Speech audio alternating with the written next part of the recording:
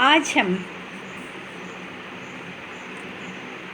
Bible के नए नियम के अनुसार यूहन्ना का जन्म किस प्रकार से हुआ ये अध्ययन करेंगे। यहूदा प्रदेश के राजा हेरोदेस के समय में अबिय्याह दल में जकरिया नाम के एक पुरोहित थे। उनकी पत्नी का नाम एलीशबा था। वो हारून वंश की थी और वे दोनों बहुत ही अधिक धार्मिक थे।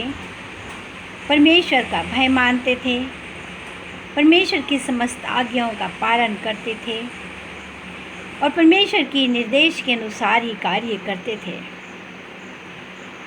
लेकिन उनके पास कोई संतान नहीं थी, क्योंकि एलीशबा बांझ थी और अब ये दोनों वृद्धावस्था को प्राप्त हो चुके थे। लेकिन एक बार जब जकरिया अपने दल की बारी के अनुसार परमेश्वर के सामने पुरोहित का कार्य कर रहा था, तब पुरोहितों की प्रथा के अनुसार चिट्ठी डाली गई कि कौन पुरोहित मंदिर के अंदर पवित्र भाग में जा कर के धूप वेदी जलाएगा। तब ये चिट्ठी जकरिया के नाम पर निकली और जकरिया तैयार हुए पवित्र स्थान में जा कर के धूपदान देने के लिए। और जब वो अंदर गए तो सब लोगों की प्रथा थी कि जब तक कि वो पुरोहित अंदर से बाहर नहीं निकलते थे तब तक वो लोग बाहर प्रार्थना किया करते थे। और जब जकरिया वेदी के सामने, परमेश्वर की वेदी के सामने धूपदान अर्पित कर रहे थे, तब उन्होंने देखा कि एक स्वर्गदूत वेदी के दाहिनी ओर खड़े हैं। और स्वर्गदूत को देख करके जकरिया भयभीत हो गए और डरने लगे और कांपने लगे और सोचने लगे कि ये क्या होगा। तब स्वर्गदूत ने कहा, हे जकरिया, तुम मत डरो, तुम भयभीत मत हो। तुम्हारी प्रार्थना परमेश्वर ने सुन ली है और तुम्हारी पत्नी एलीशबा गर्भवती होगी और एक पुत्र को जन्म देगी और तुम उसका नाम यूहन्ना रखना। तुमको हर्ष और हर्षोल्लास होगा और उसके जन्म से बहुत ही लोग आनंद मनाएंगे, क्योंकि वो प्रभु की दृष्टि में महान होगा। वो दाखरस कभी नहीं पिएगा, वो माता के गर्भ से ही पवित्र आत्मा से परिपूर्ण होगा और वो इस्राएल के अनेक लोगों को परमेश्वर के पास ले आएगा। वो एलिया की आत्मा और सामर्थ से परिपूर्ण होगा। प्रभु के लिए सुयोग्य प्रजा को वो तैयार करेगा। जकरिया ने कहा, मैं कैसे जानूं कि ये संभव होगा? मैं स्वयं वृद्ध हूँ और मेरी पत्नी भी वृद्ध है। स्वर्गदूत ने उत्तर दिया, मैं जिब्राइल स्वर्गदूत हूँ और परमेश्वर के सामने हमेशा उपस्थित रहता हूँ और उन्होंने मुझे तुम्हारे पास संदेश देने के लिए भेजा है। और देखो, जब तक ये बातें पूरी नहीं होंगी तुम गूंगे रहोगे और बोल ना सकोगे, क्योंकि तुमने मेरी बात की प्रतीति नहीं की। पर जब ये बात पूरी होगी तब ही तुम बोल सकोगे। और जकरिया के पास से जब स्वर्गदूत चले गए, जकरिया ने अपना धूप दान चढ़ाने का काम ख़त्म किया और उस समय तक बहुत देर हो चुकी थी। और बाहर जो पुरोहित थे वो जकरिया की रास्ता देख रहे थे बाहर आने की, तो वो घबरा रहे थे कि जकरिया को इतना समय क्यों लग रहा है धूपदान चढ़ाने के लिए, और वो घबरा रहे थे और प्रार्थना में लीन हो गए थे।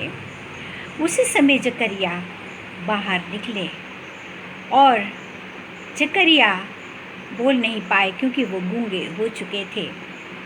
और जब अन्य पुरोहितों ने उन्हें देखा तब वो समझ गए कि इनको परमेश्वर का दर्शन प्राप्त हुआ है।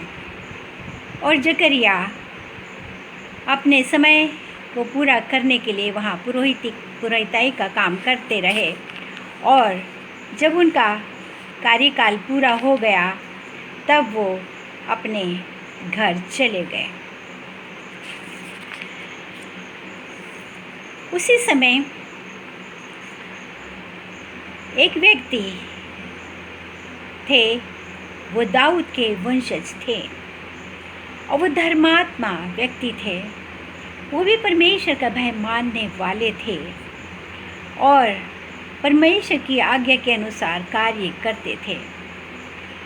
और उनकी मंगनी गलील प्रदेश के नासरत नगर की एक कुंवारी कन्या से हुई थी जिसका नाम मरियम था। वो सुंदर थी और परमेश्वर का भय मानने वाली थी और परमेश्वर की आज्ञा मानती थी, और वो कुंवारी थी।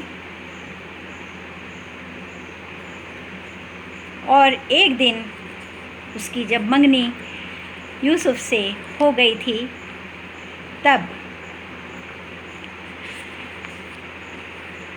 उसी समय राजा हेरोदेस ने ये आज्ञा निकाली थी कि सब लोग जनगणना के लिए अपने अपने देश में जाएं। और यूसुफ अपनी पत्नी को अपने साथ ले जाने के लिए जब तैयार हुए तब उन्हें मालूम हुआ कि मरियम गर्भवती है, और वो बहुत निराश हो गए और मनी मन सोचने लगे। जब जकरिया के पास से स्वर्गदूत चले गए, कुछ दिनों के बाद उन्होंने मरियम को दर्शन दिया और उन्होंने मरियम के पास आकर के कहा कि हे मरियम, आनंद मनाओ क्योंकि परमेश्वर ने तुम पर अनुग्रह किया है और प्रभु तुम्हारे साथ हैं। इस कुशल समाचार से अजीब अभिवादन से मरियम घबरा गई और सोचने लगी ये कैसा अभिवादन है। तब स्वर्गदूत ने मरियम से कहा, मरियम तुम भयभीत मत हो, परमेश्वर का अनुग्रह तुम पर हुआ है। देखो तुम गर्भवती होगी और एक पुत्र को जनोगी। तुम उस पुत्र का नाम यीशु रखना। वो महान होगा और सर्वोच्च परमेश्वर का पुत्र कहलाएगा। प्रभु परमेश्वर उसके पूर्वज दाऊद का सिंहासन उसे प्रदान करेंगे। वो याकूब वंश पर सदा राज्य करेगा और उसके राज्य का अंत नहीं होगा। मरियम ने कहा, ये कैसे संभव है प्रभु, क्योंकि मैं तो अभी तक कुंवारी हूँ। स्वर्गदूत ने उत्तर दिया, पवित्र आत्मा तुम पर उतरेगा और सर्वोच्च परमेश्वर की आत्मा तुम पर छाया करेगी। इस कारण जो जन्म लेगा वो पवित्र और परमेश्वर का जन कहलाएगा। देखो तुम्हारी कुटुंबिनी इलीशबा के गर्भ में भी पुत्र है। परमेश्वर के लिए कुछ भी असंभव नहीं है। तब मरियम ने कहा, देखिए, मैं प्रभु की दासी हूँ, आपके वचन के अनुसार मेरे लिए हो। तब स्वर्गदूत ने कहा कि जो बालक पैदा होगा उसका नाम तुम यीशु रखना। और उसके बाद जब स्वर्गदूत मरियम के पास से विदा हो गए तो मरियम ने तैयारी की और यहूदा नगर के पहाड़ी प्रदेश में गई। जैसे ही मरियम ने जकरिया के घर में प्रवेश किया, उन्होंने एलीशबा को नमस्कार किया। त्यों ही एलीशबा के पेट में जो बच्चा था वो उछल पड़ा। उस समय एलीशबा को 6वां महीने का गर्भ था और एलीशबा ने मरियम का नमस्कार सुनकर कहा, तुम नारियों में धन्य हो और मैं जानती हूँ कि परमेश्वर का आत्मा तुम में वास करता है और तुम धन्य हो क्योंकि तुमने परमेश्वर के ऊपर विश्वास किया। और उसके बाद मरियम ने परमेश्वर पिता को धन्यवाद दिया और स्तुति गाई और वो 3 महीने तक एलीशबा के पास रही। और जब एलीशबा का प्रसव काल पूरा हो गया तब सचमुच में उन्होंने एक बेटे को जन्म दिया और बच्चे का नाम उन्होंने यूहन्ना रखा। जब जकरिया से पूछा गया कि तुम्हारे बेटे का नाम क्या होना चाहिए, उसने स्लेट पर लिखकर बताया कि बच्चे का नाम यूहन्ना है। और जैसे ही उस बच्चे का नाम यूहन्ना रखा गया, उसी समय से जकरिया बोलने लगे और परमेश्वर की स्तुति और महिमा करने लगे।